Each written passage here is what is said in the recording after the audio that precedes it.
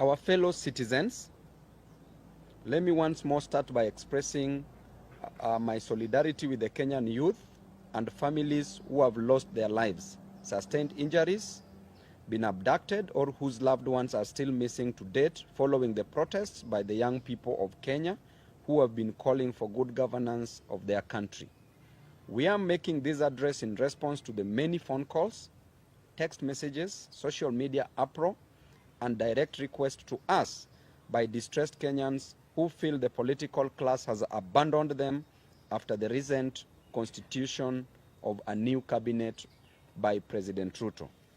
Number one, after suffering for many years because of bad politics, poor governance, corruption, and incompetence in the management of the affairs of their country, the Gen Zs and millennials of Kenya came out in large numbers to exercise their Article 37 rights to assemble, demonstrate, picket, and petition their leaders. In this bold move, they outlined the issues they wanted the president to address to reduce their suffering and to create opportunities for them. After withdrawing the draconian Finance Bill 2024 and dissolving his incompetent cabinet, President Ruto promised that he would engage in an open national dialogue to listen and get the issue at stake with young Kenyans before forming another cabinet. But in a show of contempt to the young people, we saw the president announce and put in place a new cabinet without any consultation with the Gen Zs and millennials of this country. He has since held no dialogue or any engagement to ascertain the problems that led to the recent protests. Fellow Kenyans, before any grass has grown on the fresh graves of our youth recently killed, before people who were badly wounded in the protest have healed, and while so many families are still searching for their loved ones who were abducted by state agents, we have been shocked to see President Ruto return to his default mode of shuttling from one country to another and on working from the top of vehicles, apparently launching invisible government projects. Ladies and gentlemen, we want to send a message to President Ruto in very simple but clear terms, as the Gen Zs and millennials of Kenya have sent us to tell him that the young people of Kenya feel you are showing them contempt by ignoring all their issues and reverting to business as usual mode, while they are hurting from the burdens imposed on them by the failures of your bad policies. The young people are not happy with the fact that you have refused to offer compensation for the families whose loved ones were shot and killed by the police on the instructions of your agents. The young people are unhappy that you have refused to pay for the medical expenses of the people who were wounded by the police. The Gen Zs and millennials of Kenya are unhappy because you have refused to free the youth who were abducted by the police, and you have refused to drop the trumped-up charges against the peaceful demonstrators who went to the streets to ask for good governance of their country. The young people are shocked that you have refused to drop the new funding model of college and university education, which is forcing them to drop out of college. The young people are asking you to show them the practical steps you are taking to create jobs in Kenya to pull them out of this high unemployment. Mr. President, the young people are asking you to take immediate action to lower the high cost of living that is driving them crazy. The young people of Kenya are asking that you show them the reforms you are proposing to address corruption and looting of government resources by people who are under your direct supervision. They are asking that you show them the reforms you are undertaking to improve the competence and quality of your bureaucracy to enable the government to be responsive in service delivery and development. Mr. President, it is a matter of just a few months and another Finance Bill 2025 will be facing Kenyans again.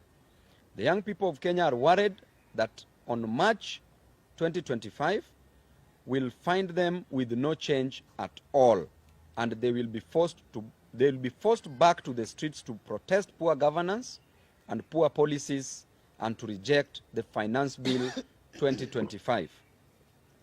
As a youthful leader in this country, together with other youthful leaders and other leaders, we want to appeal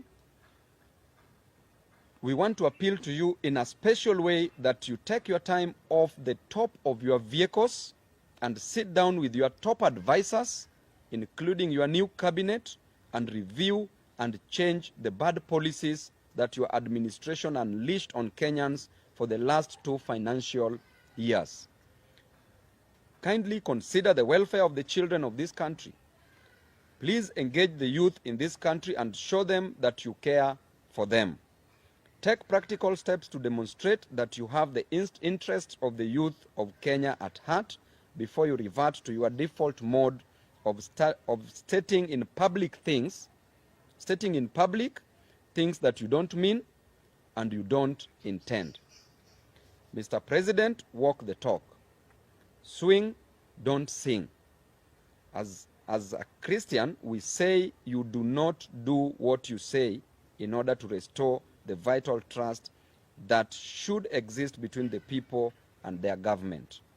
We want to remind you of the words of J.F. Kennedy, that those who make peaceful revolutions impossible make violent revolutions inevitable.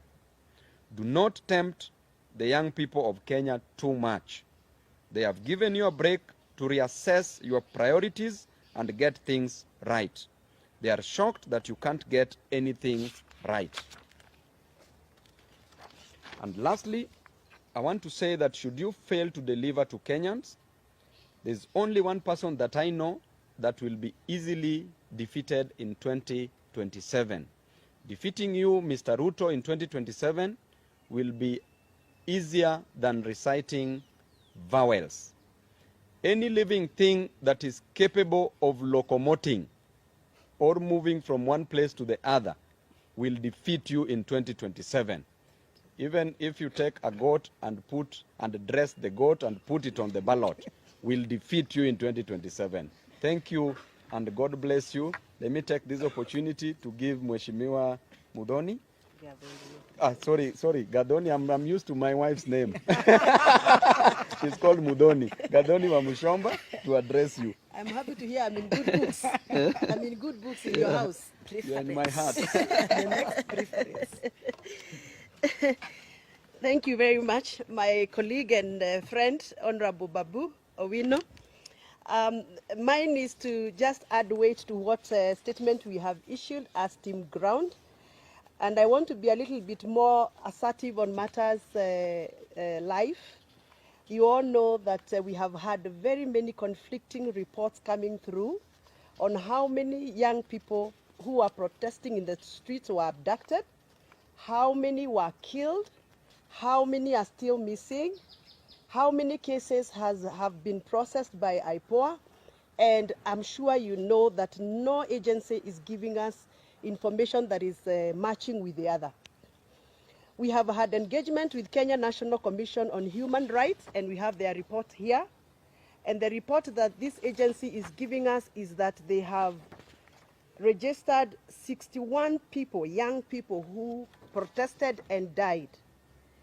And their bodies have been located in many mortuaries in this country, ranging from Narok, Nakuru, City Mortuary, Nairobi, Kakamega, Eldoret, Isebania, Thika, Nanyuki, Eldoret, Kapsabet, Rongo, Kasarani, Embu, Homa Bay, Kisumu, Nyeri PGH, Nyahururu Hospital, Bungoma County Hospital, Kakamega Hospital, Kitengela, Kenyatta National Hospital Mortuary, and and Kiambu Uplands Funeral Home. Now, according to Kenya National Commission on Human Rights, these people died out of excesses of the Kenyan Police Service. The IPOA, the statutory body that is supposed to be oversighting the activities of the Kenya National Police Service, have indicated that they have picked up their own investigations And according to them, they only have registered 50 people who died, not 61 that we have received from Kenya National Commission on Human Rights. And out of the 50 cases IPOA has registered, they have also registered 19 people who are abducted or reported abducted and missing. But out of all those cases, IPOA has only been able to process 4 files and submitted those files to the DPP. Out of the 4 files, 3 were returned to them because they were not done properly and there was no evidence. They have only been able to successfully submit 1 file. Now, this is my concern and our concern as parents, and I'm sure this is a concern even for many parents who are following us. It cannot be that a country